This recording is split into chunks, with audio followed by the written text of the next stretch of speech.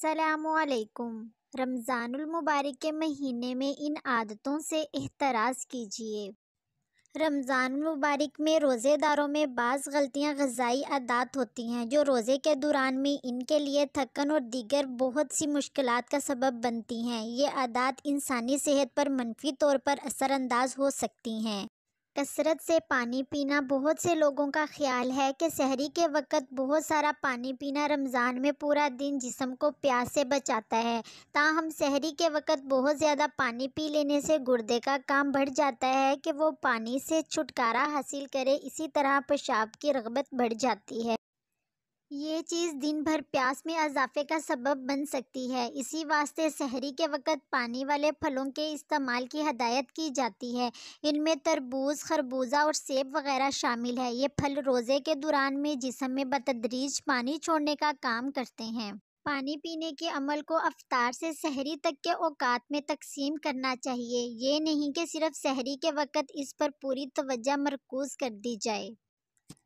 افطار پر براہ راست ٹھنڈا پانی پینا۔ افطار کے وقت براہ راست ٹھنڈا پانی پینا معدے اور آنتوں کی جانب خون کی گردش کم کرنے کا سبب بنتا ہے۔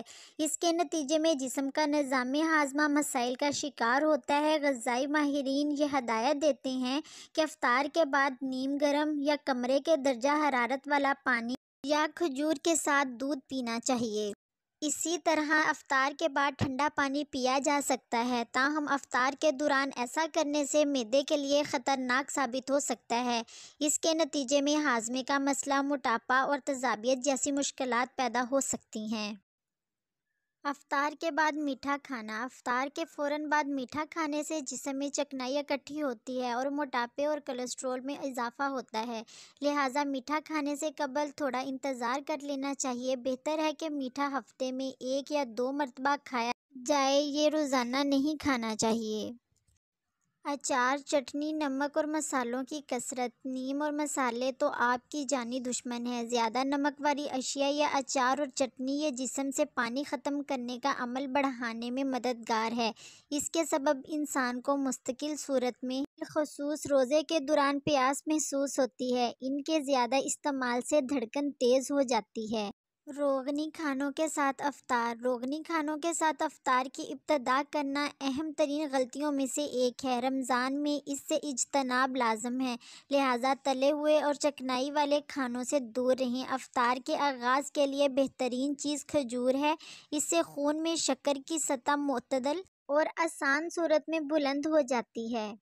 سحری سے غفلت برتنا۔ روزے داروں کے لیے سحری کھانا نہایت اہم ہے۔ اس بات کو یقینی بنانا چاہیے کہ سحری میں کھائی جانے والی غذا ہمارے جسم کو مطلوب ضروری عناصر پر مشتمل ہے۔ رمضان میں دن میں 2 وقت کھانا کھانے سے جسم کا مدافعتی نظام زیادہ سرگرم اور ہاضمے کا عمل زیادہ مضبوط ہو جاتا ہے۔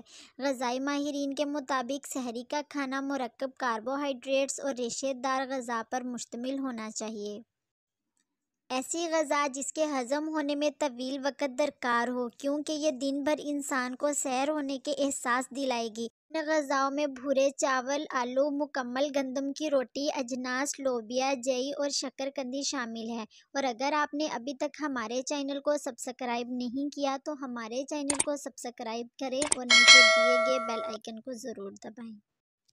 ورزش کو نظر انداز کرنا۔ بعض لوگ رمضان میں ورزش کو نظر انداز کر دیتے ہیں، تاہم ورزش کے تمام انسانی اعضاء کے لیے کئی فوائد ہیں اور یہ صرف وزن میں کمی تک محدود نہیں۔ رمضان میں ورزش کا بہترین وقت افطار سے 1 گھنٹہ قبل یا پھر افطار کے کم از کم 2 گھنٹے بعد ہے۔ Thanks for watching.